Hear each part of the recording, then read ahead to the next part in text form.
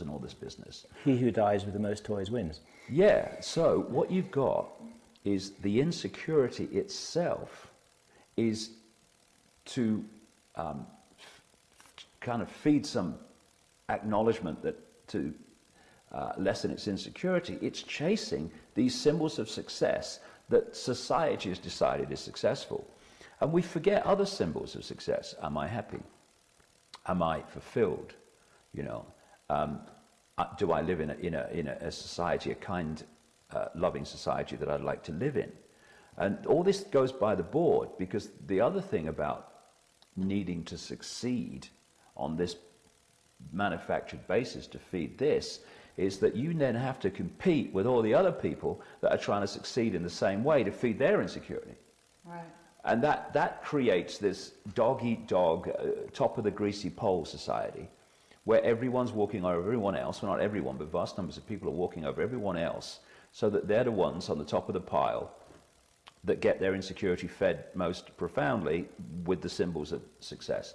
And this is why, this insecurity is why you find some of the most insecure people you'll ever meet in places like Hollywood and in the entertainment industry, because their insecurity is such, and they're not all like this, some very secure people who just play music and like to act, but there's a lot of insecure people because they need that extra adulation to feed their insecurity.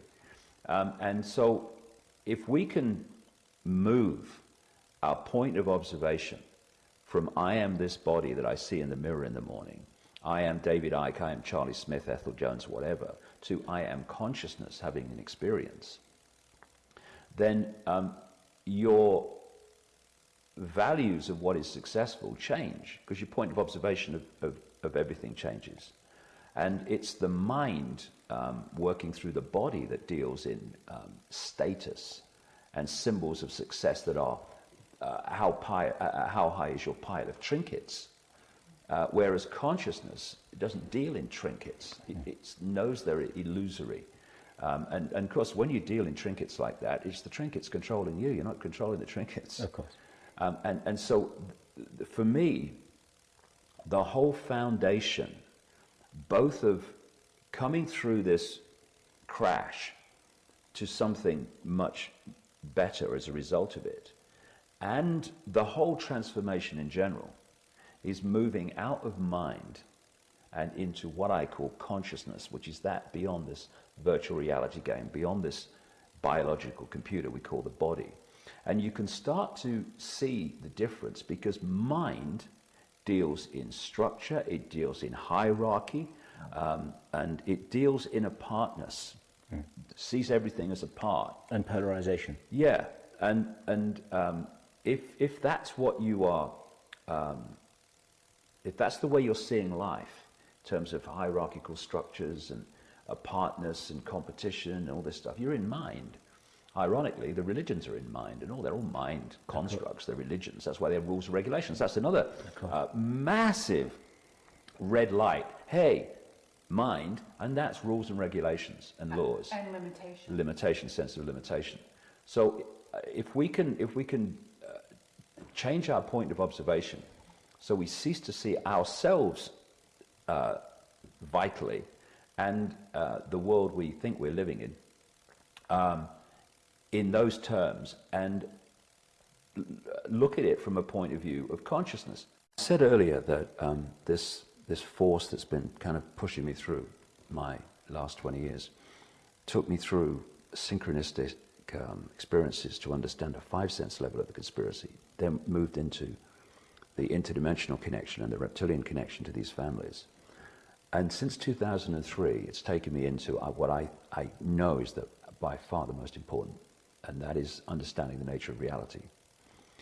Because, you know, how can you get a grasp of your own life and take any kind of control of your own experience if you don't know who you are, where you are, or the nature of the world you're living in?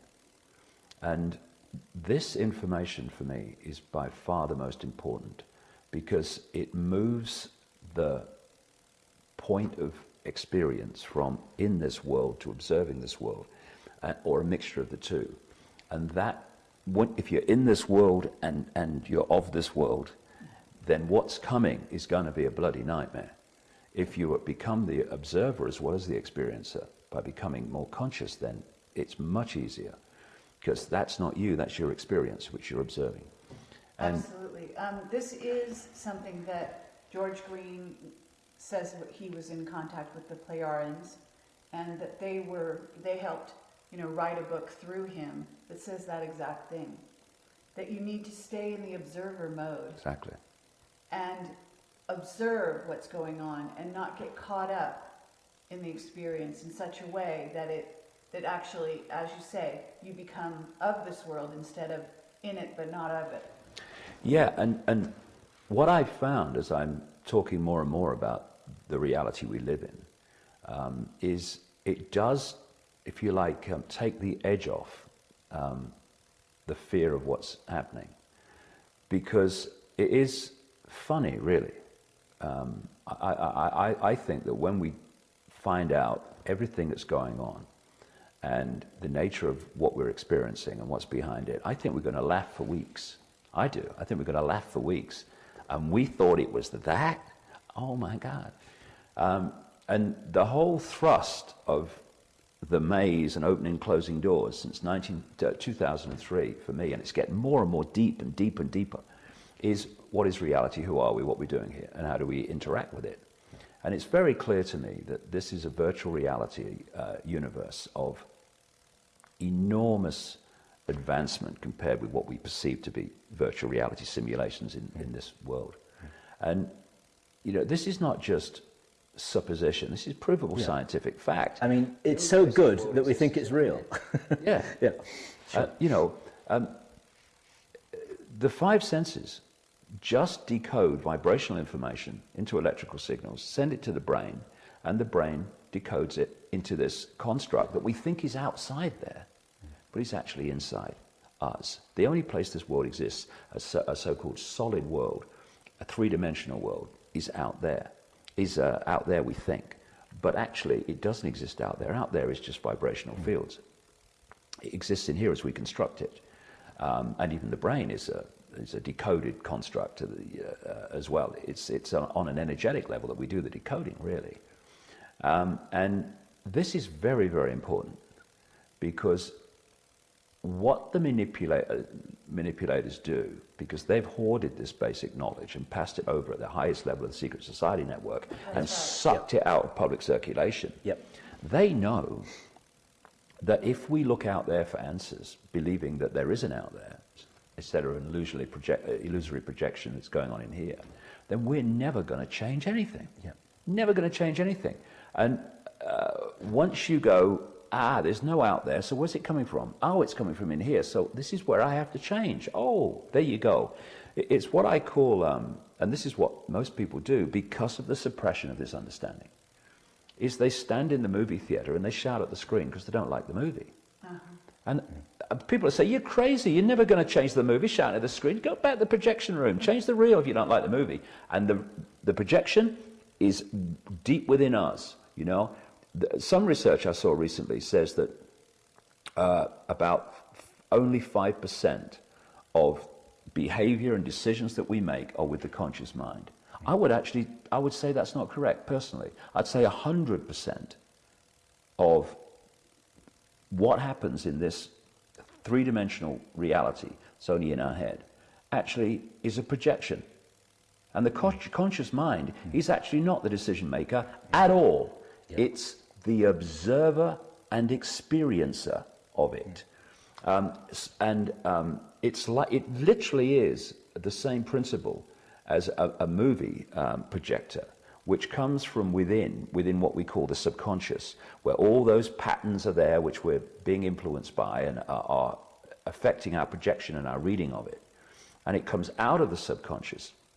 And by the time it hits the screen in here, symbolically on the movie theater, it's a done deal. This is where the change has to take place within us to change the projection, which is our conscious mind's experience. And people are so caught in the conscious mind as that's the only level. I mean, they hear talk about subconscious and all that stuff, but really it's, I thought it. Well, how come that experiments have shown that the electrical changes and muscular changes to make an action happen happen a split second before the conscious mind has decided to do it.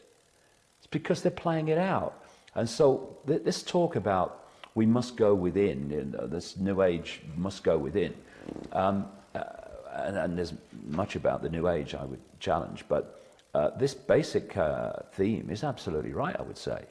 And what the whole conspiracy is trying to do is get us to look out there. Let's go and protest, let's go and do this, let's go and do that. And you protest, and you have 1 million people on the streets of London protesting against war. And what happens? The war goes on, and then they start another bugger. And it's just more dialectic. Yeah, we need to change the projection.